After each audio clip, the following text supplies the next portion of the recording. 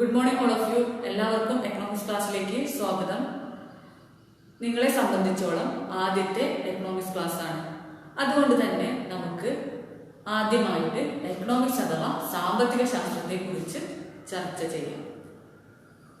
ആദ്യമായിട്ട് നമുക്ക് സാമ്പത്തിക ശാസ്ത്രത്തിന്റെ ഉത്ഭവം അഥവാ ഒറിജിനെ കുറിച്ചിട്ട് ചർച്ച ചെയ്യാം. ഹൗസ് ഹോൾഡ് മാനേജ്മെന്റ് അഥവാ ഗൃഹഭരണം എന്നർത്ഥം വരുന്ന ഓയിക്കോണമിയ എന്ന ഗ്രീക്ക് പദത്തിൽ നിന്നാണ് എക്കണോമിക്സ് എന്ന പദം ഉത്ഭവിച്ചിട്ടുള്ളത്. അപ്പോൾ സാമ്പത്തിക ശാസ്ത്രം ഏത് പദത്തിൽ നിന്നാണ് ഉത്ഭവിച്ചിട്ടുള്ളത്? ഓയിക്കോണമിയ എന്ന ഗ്രീക്ക് പദത്തിൽ നിന്ന്. ഓയിക്കോണമിയ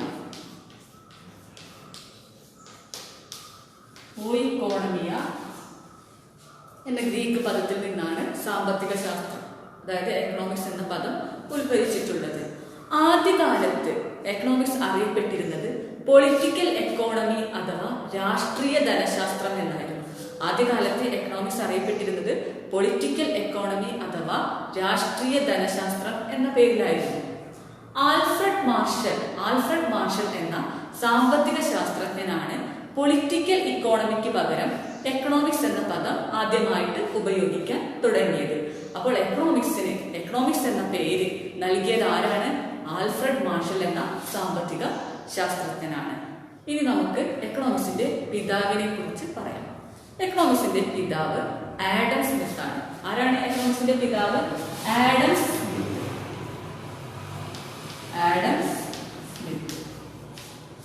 അദ്ദേഹത്തിന്റെ പ്രസിദ്ധമായ ഗ്രന്ഥമാണ് wealth of Nations, an enquiry into the nature and causes of wealth of nation. Wealth of Nations എന്ന് പറഞ്ഞാലും മതി. വെൽത്ത് ഓഫ് നേഷൻസ്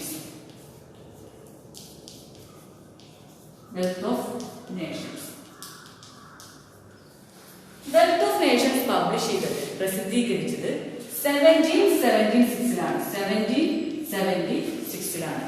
അതായത് എക്കണോമിക്സിന്റെ പിതാവാണ് ആഡം സ്മിത്ത്. ആഡം സ്മിത്തിന്റെ പ്രസിദ്ധ കൃതിയാണ് wealth of nation. Wealth of nation പ്രസിദ്ധീകരിച്ചത് 1776ലാണ്. ഈ 1776 വെൽത്ത് ഓഫ് നേഷന്റെ പ്രസിദ്ധീകരണത്തിന് ശേഷമാണ് സാമ്പത്തിക ശാസ്ത്രം, അതായത് എക്കണോമിക്സ്, ഒരു സ്വതന്ത്ര ശാസ്ത്രശാഖയായി മാറുന്നത്. അതുകൊണ്ടാണ് ആഡം സ്മിത്തിനെ എക്കണോമിക്സിന്റെ പിതാവായിട്ട് കണക്കാക്കുന്നത്. അതായത് എക്കണോമിക്സ് ഒരു സ്വതന്ത്ര ശാസ്ത്രശാഖയായി മാറുന്നത് ആഡം സ്മിത്തിന്റെ പ്രസിദ്ധ കൃതിയായിട്ടുള്ള വെൽത്ത് ഓഫ് നേഷന്റെ പബ്ലിക്കേഷനിലൂടെ ആണ്. ഇനി നമുക്ക് അടുത്തതായിട്ട് നമ്മൾ എക്കണോമിക്സിന്റെ പിതാവിനെ കുറിച്ച് പറഞ്ഞു. എക്കണോമിക്സ് എന്ന പദം ഉത്ഭവിച്ചത് എവിടുന്നാണെന്നതൊക്കെ പറഞ്ഞു കഴിഞ്ഞു. ഇനി നമുക്ക് എക്കണോമിക്സിന്റെ ഡെഫിനിഷൻ ഒന്ന് നോക്കാം. എന്താണ് എക്കണോമിക്സിന്റെ നിർവചനം എന്ന് നോക്കാം. Economics as A social science. Economics as A social science that studies economy and economic activities.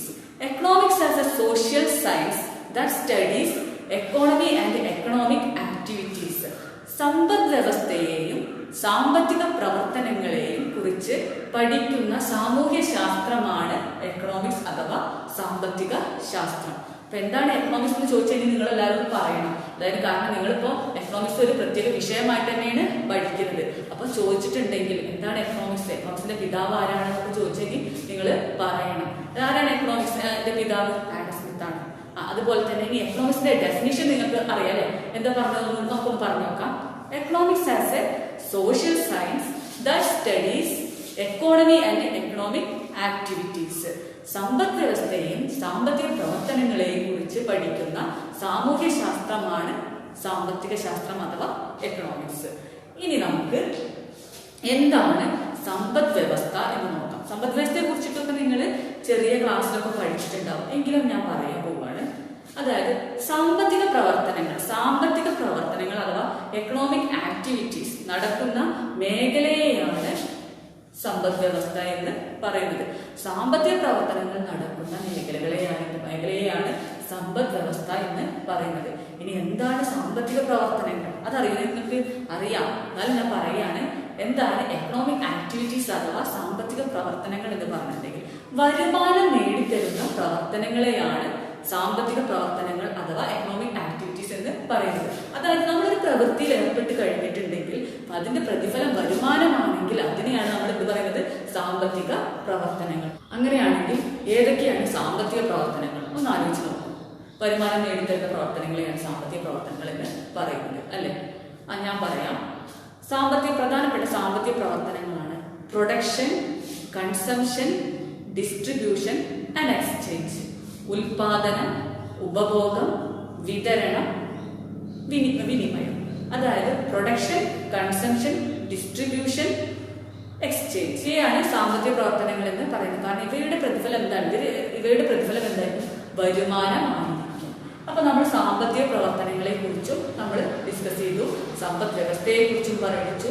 എക്കണോമിക്സിന്റെ definition പഠിച്ചു. എക്കണോമിക്സിന്റെ പിതാവ്, ഒറിജിൻ, പിന്നെ അതുപോലെ തന്നെ എക്കണോമിക്സ് എന്ന പദം ആദ്യമായിട്ട് നൽകിയത് ആരാണ്? ആൽഫ്രഡ് മാർഷൽ ആണെന്നുള്ളതൊക്കെ നമ്മൾ പഠിച്ചു കഴിഞ്ഞു. ഇനി നമുക്ക് നമ്മുടെ +1 എക്കണോമിക്സിൽ എന്തൊക്കെയാണ് പഠിക്കാനുള്ളത് എന്ന് നോക്കാം.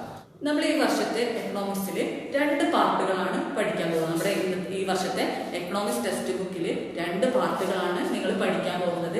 അതിൽ first part Indian economic development അഥവാ ഇന്ത്യയുടെ സാമ്പത്തിക വികസനം. ഇത് ഇന്ത്യൻ സമ്പദ് വ്യവസ്ഥയുമായി ബന്ധപ്പെട്ട കാര്യങ്ങളാണ് ഇതിൽ നിങ്ങൾ പഠിക്കുന്നത്. അതായത് ഇതിൽ 10 ചാപ്റ്റർ ഉണ്ട്.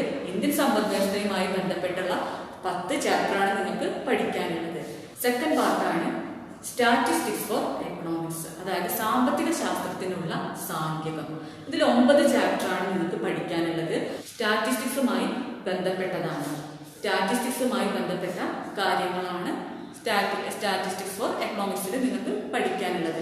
അങ്ങനെ നമ്മൾ ഈ വർഷം 19 ചാപ്റ്ററാണ് പഠിക്കുന്നത്. ഈ വർഷം നിങ്ങൾക്ക് പഠിക്കാനുള്ളത് 19 ചാപ്റ്ററാണ്. ഇന്ത്യൻ എക്കോണമിയിൽ 10, പിന്നെ സ്റ്റാറ്റിസ്റ്റിക്സിൽ 9 ആണ്. 19 ചാപ്റ്ററാണ്. ഇനി നമുക്ക് എക്സാമിന്റെ കാര്യങ്ങൾ പറയാം. അതായത് നിങ്ങളുടെ എക്സാമിനേഷൻ 80 മാർക്കിലാണ്. അതിൽ ഫസ്റ്റ് പാർട്ടായ ഇന്ത്യൻ എക്കണോമിക് ഡെവലപ്മെന്റിൽ നിന്നും 40 മാർക്കിനുള്ള ചോദ്യങ്ങൾ ഉണ്ടാവും. ഫസ്റ്റ് പാർട്ട് ഇന്ത്യൻ എക്കണോമിക് ഡെവലപ്മെന്റിൽ നിന്നും നിങ്ങൾക്ക് 40 മാർക്കിനുള്ള ചോദ്യങ്ങളാണ് ചോദിക്കുക.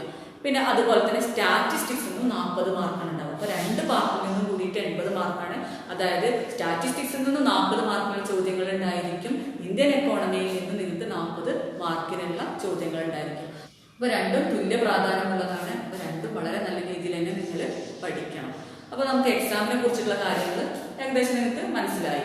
ഇനി നമുക്ക് നമ്മുടെ ചാപ്റ്ററിലേക്ക് കടക്കാം. നമ്മുടെ ഫസ്റ്റ് പാർട്ടായിട്ടുള്ള ഇന്ത്യൻ എക്കണോമിക് ഡെവലപ്മെന്റിലെ ഫസ്റ്റ് ചാപ്റ്റർ ആണ് നമ്മൾ ഇന്ന് പഠിക്കാൻ പോകുന്നത്. നമ്മുടെ ചാപ്റ്ററിന്റെ പേരാണ് chapter Indian economy on the eve of independence. Indian economy on the eve of independence, അതായത് സ്വാതന്ത്ര്യലബ്ധി കാലത്തെ ഇന്ത്യൻ സമ്പദ് വ്യവസ്ഥ. നമ്മുടെ ചാപ്റ്ററിന്റെ പേരാണ് സ്വാതന്ത്ര്യലബ്ധി കാലത്തെ ഇന്ത്യൻ സമ്പദ് വ്യവസ്ഥ.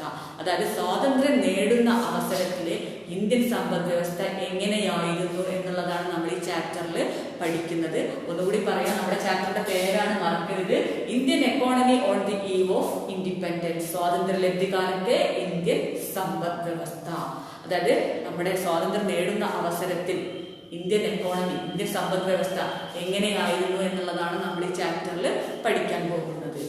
നമുക്കറിയാം, നമ്മുടെ ഇന്ത്യ ബ്രിട്ടീഷ് കോളനി ആയിരുന്നില്ലേ, ബ്രിട്ടീഷുകാരുടെ ഒരു കോളനി ആയിരുന്നു നമ്മുടെ ഇന്ത്യ. AD 1600 കച്ചവട താല്പര്യങ്ങൾക്ക് വേണ്ടിയിട്ടാണ് ബ്രിട്ടീഷുകാർ ഇന്ത്യയിൽ എത്തിയത്. AD 1600 കച്ചവട താല്പര്യങ്ങൾക്ക് വേണ്ടിയിട്ടാണ് ബ്രിട്ടീഷുകാർ ഇന്ത്യയിൽ എത്തിയത്. പിന്നീട് പതുക്കെ പതുക്കെ അവർ ഇന്ത്യയിൽ രാഷ്ട്രീയ ആധിപത്യം സ്ഥാപിച്ചു. 200 വർഷത്തിലധികം അവർ ഇന്ത്യയെ ഭരിച്ചു. അവർ ഭരിച്ചിരുന്ന സമയത്ത് ഇന്ത്യയെ ഇന്ത്യക്കാരെ വളരെയധികം ചൂഷണം ചെയ്യുകയും ഇന്ത്യൻ വിഭവങ്ങൾ കൊള്ളയടിക്കുകയും ചെയ്തു.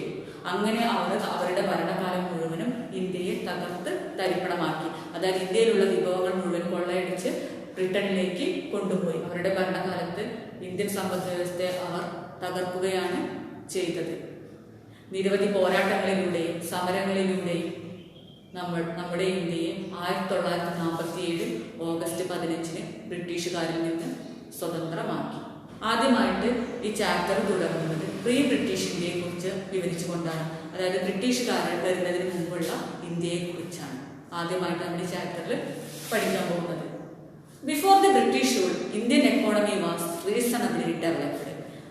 ബ്രിട്ടീഷുകാരുടെ ഭരണത്തിന് മുമ്പ്, ബ്രിട്ടീഷുകാർ വരുന്നതിന് മുമ്പ് Indian economy was reasonably developed. Indian economy, Indian സമ്പദ് വ്യവസ്ഥ ഏകദേശം ഏറെക്കുറെയൊക്കെ വികസിതമായിരുന്നു. അതായത് ബ്രിട്ടീഷുകാർ വരുന്നതിന് മുമ്പ് ഇന്ത്യൻ സമ്പദ് വ്യവസ്ഥ ഏറെക്കുറെ വികസിതമായിരുന്നു. Agriculture was the main occupation of the people.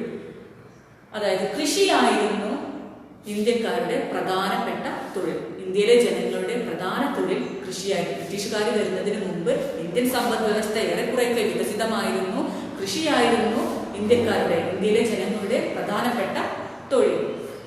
India was famous for her handicrafts in cotton, silk, metals and precious stones.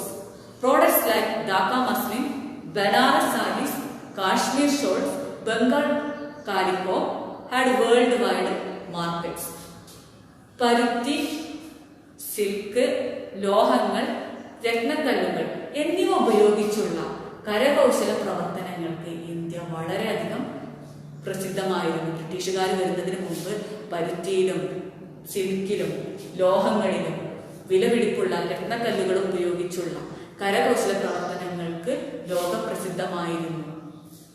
Dhaka muslin, Banaras saris, Kashmir shawl, Bengal calico തുടങ്ങിയ തുണിത്തരങ്ങൾക്ക് ലോകത്തിലെല്ലായിടത്തും വലിയ വിപണി ഉണ്ടായിരുന്നു ഇന്ത്യക്ക്. ഇതിൽ നിന്ന് നമ്മൾ എന്താ മനസ്സിലാക്കുന്നത്? ഇന്ത്യ ബ്രിട്ടീഷുകാർ വരുന്നതിന് മുമ്പ് ഇന്ത്യൻ സമ്പദ് വ്യവസ്ഥ നല്ലൊരു സമ്പദ് വ്യവസ്ഥയായിരുന്നു എന്നാണ് പറയുന്നത്. ഏറെക്കുറെയൊക്കെ ഒരു വികസിതമായിരുന്ന സമ്പദ് വ്യവസ്ഥയായിരുന്നു. But the nature of Indian economy change during the British period. British economic policies had two main objectives. എന്നാൽ ബ്രിട്ടീഷുകാരുടെ ഭരണകാലത്ത് ഇന്ത്യൻ സമ്പദ് വ്യവസ്ഥയുടെ സ്വഭാവമാകെ മാറി. ബ്രിട്ടീഷുകാരുടെ സാമ്പത്തിക നയങ്ങൾക്ക് രണ്ട് ലക്ഷ്യങ്ങളാണ് ഉണ്ടായിരുന്നത്. പ്രധാനമായും രണ്ട് ലക്ഷ്യങ്ങളാണ് ഉണ്ടായിരുന്നത്. ആ ലക്ഷ്യങ്ങളാണ്: British economic policies had only two objectives. They are to use India as a source of raw materials for British industries. Second one, to convert India into a market for goods manufactured in Britain. അതായത് British വ്യവസായങ്ങൾക്ക് ആവശ്യമായ raw materials, അസംസ്കൃത വസ്തുക്കൾ ശേഖരിക്കുന്ന ഒരു ഉറവിടമാക്കി ഇന്ത്യയെ ഉപയോഗിക്കുക. അതായത് ബ്രിട്ടീഷുകാരുടെ വ്യവസായത്തിന് ആവശ്യമായ അസംസ്കൃത വസ്തുക്കൾ ശേഖരിക്കുന്ന ഒരു സ്ഥലമായി ഇന്ത്യയെ ഉപയോഗിക്കുക. അവരുടെ ഉൽപ്പന്നങ്ങൾ അവർ ഉണ്ടാക്കുന്നതിന് ആവശ്യമായ, അതായത് ബ്രിട്ടീഷുകാരുടെ വ്യവസായത്തിന് ആവശ്യമായ അസംസ്കൃത വസ്തുക്കൾ ശേഖരിക്കുന്ന ഒരു സ്ഥലമായി ഇന്ത്യയെ ഉപയോഗിക്കുക. അതാണ് അതുകൊണ്ട് അർത്ഥമാക്കുന്നത്. ബ്രിട്ടീഷ് സാമ്പത്തിക നയത്തിന് രണ്ട് ലക്ഷ്യങ്ങളാണ് ഉണ്ടായിരുന്നത്. അതിൽ ഫസ്റ്റ് വൺ ആണ് to use India as a source of raw materials for British industries. British വ്യവസായങ്ങൾക്ക് ആവശ്യമായ അസംസ്കൃത വസ്തുക്കൾ ശേഖരിക്കുന്ന ഒരു ഉറവിടമായി ഇന്ത്യയെ ഉപയോഗിക്കുക. ഇനി second one, two convert India into market for goods manufactured in Britain. British നിർമ്മിത വസ്തുക്കൾക്കുള്ള ഒരു വിപണിയായി ഇന്ത്യയെ രൂപാന്തരപ്പെടുത്തുക. അതായത് ബ്രിട്ടനിൽ ഉൽപ്പാദിപ്പിക്കുന്ന ഉൽപ്പന്നങ്ങൾക്കുള്ള ഒരു മാർക്കറ്റായിട്ട് ഇന്ത്യയെ രൂപാന്തരപ്പെടുത്തുക, മാറ്റുക എന്നതായിരുന്നു. അതായത് ഒന്നാമത്തത് എന്താ പറയുന്നത്? ബ്രിട്ടീഷുകാർക്ക് അസംസ്കൃത വസ്തുക്കൾ ശേഖരിക്കുന്ന ഒരു സ്ഥലമായിട്ട് മാത്രം ഇന്ത്യയെ മാറ്റുക. അതായത് ഇന്ത്യയിൽ എന്താ അവര് വ്യവസായങ്ങൾക്കൊന്നും തന്നെ പ്രാധാന്യം കൊടുത്തില്ല. അതായത് ഇന്ത്യയിൽ പുതിയ തരം വ്യവസായങ്ങൾക്കൊന്നും തന്നെ ഉണ്ടാവാനൊന്നും അവര് പ്രാധാന്യം കൊടുത്തില്ല. ഇന്ത്യയിലെ അസംസ്കൃത വസ്തുക്കളെല്ലാം അവർ കൊള്ളയടിച്ച് കൊണ്ടുപോവുകയും അവിടെ ആ അസംസ്കൃത വസ്തുക്കൾ ഉപയോഗിച്ച് ഉൽപ്പന്നങ്ങൾ ഉണ്ടാക്കി. ആ ഉൽപ്പന്നങ്ങൾ മുഴുവനും ഇന്ത്യയിൽ കൊണ്ടുവന്ന് വിൽക്കുകയാണ് ചെയ്തത്. അവരിവിടുന്ന് അസംസ്കൃത വസ്തുക്കൾ കൊണ്ടുപോവുകയും അവിടെ അസംസ്കൃത വസ്തുക്കൾ ഉപയോഗിച്ച് ബ്രിട്ടനിൽ ഉൽപ്പന്നങ്ങൾ ഉണ്ടാക്കുകയും അത് വിൽക്കുന്ന ഒരു സ്ഥലമായിട്ട് ഇന്ത്യയെ മാറ്റുകയും ചെയ്യുക എന്നതായിരുന്നു അവരുടെ ലക്ഷ്യം. ഇത് എക്സാമിന് ചോദിക്കാറുള്ളതാണ്. ബ്രിട്ടീഷുകാരുടെ സാമ്പത്തിക നയ ലക്ഷ്യങ്ങൾ ഏതൊക്കെയായിരുന്നു എന്നുള്ളത്. അപ്പൊ ഏതാണ് ഒന്നാമത്തെ? To use India as a source of raw materials for British industries. രണ്ടാമത്തെ, to convert India into a market for goods manufactured in Britain. അതായത് ബ്രിട്ടീഷ് നിർമ്മിത വസ്തുക്കൾക്കുള്ള ഒരു വിപണിയായി ഇന്ത്യയെ രൂപാന്തരപ്പെടുത്തുക. അതായിരുന്നു രണ്ടാമത്തത്. ഒന്നാമത്തത് എന്തായിരുന്നു? ബ്രിട്ടീഷ് വ്യവസായങ്ങൾക്ക് ആവശ്യമായ അസംസ്കൃത വസ്തുക്കൾ ശേഖരിക്കുന്ന ഒരു സ്ഥലമാക്കുക അല്ലെങ്കിൽ ഉറവിടമായിട്ട് ഇന്ത്യയെ ഉപയോഗിക്കുക. ഇതിന്റെ അനന്തരഫലം എന്തായിരിക്കും? അതായത് നമ്മുടെ നാട്ടിലൊന്നും അവര് വ്യവസായങ്ങൾക്ക് പ്രാധാന്യം കൊടുത്തില്ല. നമ്മുടെ നാട്ടിലെ വിഭവങ്ങളെല്ലാം തന്നെ അവര് കൊള്ളയടിച്ച് കൊണ്ടുപോവുകയാണ് ചെയ്തത്. പിന്നെ കൂടാതെ അവരെ നാട്ടിലുണ്ടാക്കുന്ന ഉൽപ്പന്നങ്ങളെല്ലാം വിറ്റഴിക്കുന്ന ഒരു സ്ഥലമായിട്ട് അവർ ഇന്ത്യയെ കണക്കാക്കി. ഇതിന്റെ അനന്തരഫലം എന്തായിരിക്കും? It destroyed India's flourishing cottage industries. British. ഇതെന്താ ചെയ്തത്? നമ്മുടെ ഇന്ത്യയിൽ തഴച്ചു വളർന്നു വന്നിരുന്ന, ഇന്ത്യയിൽ ബ്രിട്ടീഷുകാർ വരുന്നതിന് മുമ്പ് നന്നായി വളർന്നുകൊണ്ടിരുന്ന കുടിൽ വ്യവസായങ്ങളെ തകർത്തു. കാരണം ബ്രിട്ടീഷ് ഉൽപ്പന്നങ്ങൾ വളരെ കുറഞ്ഞ വിലയ്ക്കാണ് നമ്മുടെ ഇന്ത്യൻ മാർക്കറ്റിൽ വിറ്റുണ്ടായിരുന്നത്. ജനങ്ങൾ എന്താ ചെയ്യുക? ആ ബ്രിട്ടീഷ് ഉൽപ്പന്നങ്ങളാണ് കൂടുതൽ ആളുകളും വാങ്ങുക. അതിന്റെ ഫലമായിട്ട് നമ്മുടെ ഉൽപ്പന്നങ്ങൾ തന്നെ ആരും തന്നെ വാങ്ങില്ല. വാങ്ങാതായാൽ അത് കടകളിലൊക്കെ കെട്ടിക്കിടക്കും. അതിന്റെ ഫലമായിട്ട് അതിന്റെ ഉൽപാദനം നിർത്തും. ഉൽപാദനം നിന്ന് കഴിഞ്ഞാൽ തൊഴിലാളികൾക്ക് ജോലി ലഭിക്കില്ല, ഉൽപാദന വരുമാനം ഉണ്ടാവുകയില്ല, അവരെയെല്ലാം ദാരിദ്ര്യത്തിലേക്ക് നയിക്കും. അങ്ങനെ ഇന്ത്യയുടെ കുടിൽ വ്യവസായങ്ങൾ നശിച്ചു പോയി ബ്രിട്ടീഷ് ഭരണകാലത്ത്.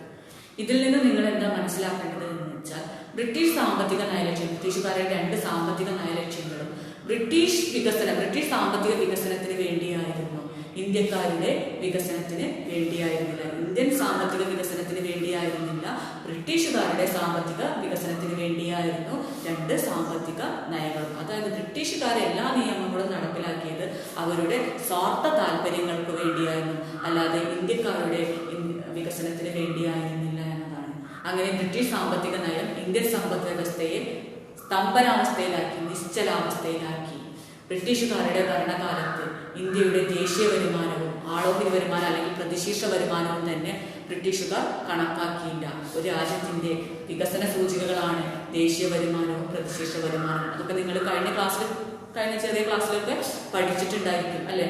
അതെന്താണ് ദേശീയ വരുമാനം എന്ന് പറഞ്ഞിട്ടുണ്ടെങ്കിൽ? നിങ്ങൾക്കറിയാം എന്താണ് ദേശീയ വരുമാനം എന്ന് പറഞ്ഞിട്ടുണ്ടെങ്കിൽ? ഒരു രാജ്യത്തെ മൊത്തം വരുമാനമാണ് ദേശീയ വരുമാനം അല്ലെ? അതായത് ഒരു രാജ്യത്തിന്റെ മൊത്തം വരുമാനത്തെയാണ് നമ്മൾ ദേശീയ വരുമാനം എന്ന് പറയുന്നത്. അതായത് ഒരു സാമ്പത്തിക വർഷത്തില് ഒരു രാജ്യത്ത് ഉൽപ്പാദിപ്പിക്കുന്ന എല്ലാ സാധനങ്ങളിൽ നിന്നും സേവനങ്ങളിൽ നിന്നും ലഭിക്കുന്ന പണവരുമാനത്തെയാണ് ദേശീയ വരുമാനം എന്ന് പറയുന്നത്.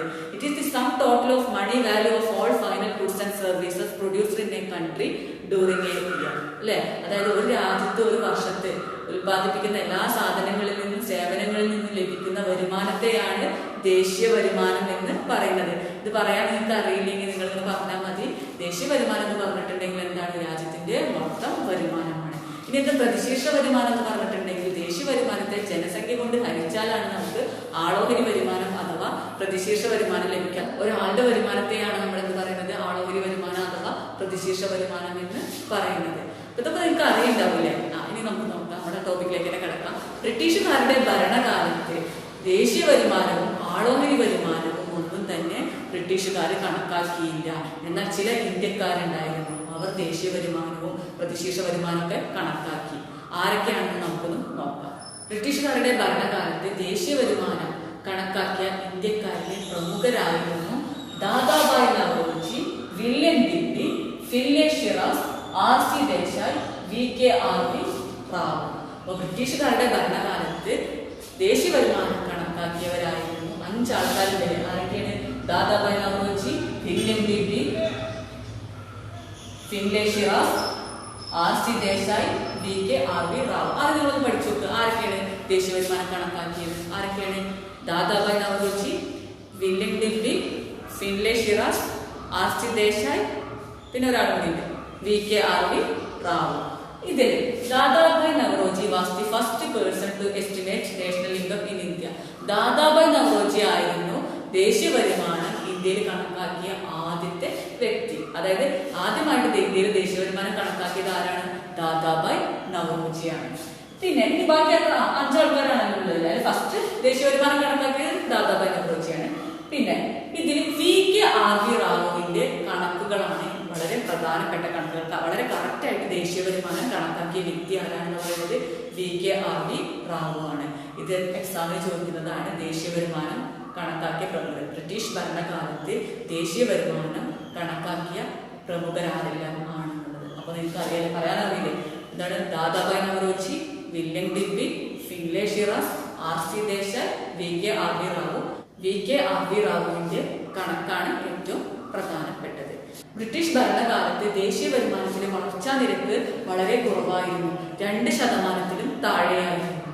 പ്രതിശീർഷ വരുമാനമാകട്ടെ, ആളോഹരി വരുമാനം ഓൺലി 0.5% ആയിരുന്നു എന്ന് പറയുന്നത്. വെറും 0.5% മാത്രമായിരുന്നു പ്രതിശീർഷ വരുമാനം ഉണ്ടായിരുന്നത് എന്നാണ് പറയുന്നത്. അപ്പൊ നോക്കുകയാണെങ്കിൽ വളരെ മോശപ്പെട്ട ഒരു സമ്പദ് വ്യവസ്ഥയായിരുന്നു ബ്രിട്ടീഷ് ഭരണകാലത്ത് നിലനിന്നിരുന്നത് അല്ലെ. ഇനി നമുക്ക് അടുത്തതായിട്ട് ചർച്ച ചെയ്യുന്നത് ബ്രിട്ടീഷ് ഭരണകാലത്തെ അഗ്രികൾച്ചറൽ സെക്ടറെ കുറിച്ചിട്ടാണ്, കാർഷിക മേഖലയെ കുറിച്ചാണ്. അപ്പൊ നമ്മളിനി ചർച്ച ചെയ്യാൻ പോകുന്നത് ബ്രിട്ടീഷ് ഭരണകാലത്തെ അഗ്രികൾച്ചറൽ സെക്ടറെ കുറിച്ച്, കാർഷിക മേഖലയെ കുറിച്ചാണ്. India was an agrarian economy during the British period. 85% of the population directly or indirectly depended on agriculture for their livelihood. അതായത് ബ്രിട്ടീഷുകാരുടെ ഭരണകാലത്ത് ഇന്ത്യൻ എക്കോണമി, ഇന്ത്യൻ സമ്പദ് വ്യവസ്ഥ ഒരു കാർഷിക സമ്പദ് വ്യവസ്ഥയായിരുന്നു. ജനങ്ങളിൽ 85% കൃഷിയെ ആശ്രയിച്ചാണ് ജീവിച്ചിരുന്നത്. ജനങ്ങളുടെ ഉപജീവന മാർഗം എന്തായിരുന്നു? കൃഷിയായിരുന്നു. അവർക്ക് കൃഷി ഒരു തൊഴിൽ എന്നതിനേക്കാൾ ഉപരി ഒരു ജീവിത രീതി കൂടിയായിരുന്നു ബ്രിട്ടീഷുകാരുടെ ഭരണകാലത്ത്. അതായത് ജനങ്ങൾ പ്രത്യേകിച്ചും എന്തിനെ ആശ്രയിച്ചാണ് ജീവിച്ചിരുന്നത്? കൃഷിയെ ആശ്രയിച്ചായിരുന്നു. അവരുടെ വരുമാനം മുഴുവനും എന്തിനെ ആശ്രയിച്ചായിരുന്നു? കാർഷിക മേഖലയെ ആശ്രയിച്ചായിരുന്നു എന്നാണ് പറയുന്നത്. ഓക്കെ, ഇത്രയേറെ പ്രാധാന്യം ഉണ്ടായിട്ട് ബ്രിട്ടീഷുകാരുടെ ഭരണകാലത്ത് കാർഷിക മേഖലയ്ക്ക് ഇത്രയേറെ പ്രാധാന്യം ഉണ്ടായിട്ട് 85% ആളുകളൊക്കെയാണ് കൃഷിയെ ആശ്രയിച്ച് ജീവിക്കുന്നത്. ഇത്രയൊക്കെ പ്രാധാന്യം ഉണ്ടായിട്ടും കാർഷിക മേഖല, അഗ്രികൾച്ചറൽ സെക്ടർ എന്തുണ്ടായത്? സ്തംഭനാവസ്ഥയിലായിരുന്നു ബ്രിട്ടീഷുകാരുടെ ഭരണകാലത്ത് എന്ന് പറയുന്നത്. വളരെ നിശ്ചലാവസ്ഥയിലായിരുന്നു, പുരോഗതിയൊന്നും ഇല്ലാത്ത അവസ്ഥയിലായിരുന്നു എന്നാണ് പറയുന്നത്. ബ്രിട്ടീഷുകാരുടെ ഭരണകാലത്തിൽ അഗ്രികൾച്ചറൽ സെക്ടർ എന്തായിരുന്നു എന്ന് പറഞ്ഞത്?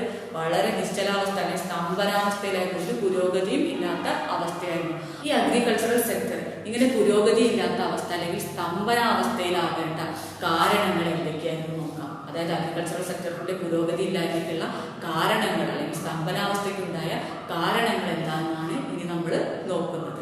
Reason for stagnation in agricultural sector ആണ് നമ്മൾ എഴുതിയിട്ടുള്ളത്. അതായത് അഗ്രികൾച്ചറൽ സെക്ടറിന്റെ സ്തംഭനാവസ്ഥ അല്ലെങ്കിൽ പുരോഗതി ഇല്ലായ്മയ്ക്ക് അല്ലെങ്കിൽ നിശ്ചലാവസ്ഥയ്ക്കുണ്ടായ കാരണങ്ങളാണ് എഴുതിയിട്ടുള്ളത്. അതിലെ ഫസ്റ്റ് റീസൺ എന്ന് പറയുന്നത്, ഒന്നാമത്തെ കാരണം എന്ന് പറയുന്നത് എക്സ്പ്ലോയിറ്റേറ്റീവ് ലാൻഡ് സെറ്റിൽമെന്റ് സിസ്റ്റം, ചൂഷണാത്മകമായ ലാൻഡ് സെറ്റിൽമെന്റ് സമ്പ്രദായം. ഫസ്റ്റ് റീസൺ എന്തായിരുന്നു എന്ന് പറയുന്നത്? ചൂഷണാത്മകമായ ലാൻഡ് സെറ്റിൽമെന്റ് സിസ്റ്റം. ഇനി second one, low level of technology, വളരെ മോശമായ സാങ്കേതിക വിദ്യ.